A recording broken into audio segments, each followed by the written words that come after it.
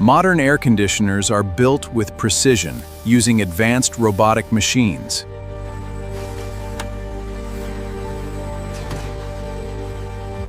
Steel sheets are cut, bent, and pressed into the indoor and outdoor AC unit frames. Copper tubes are shaped into coils, and thin aluminum fins are attached to maximize heat transfer.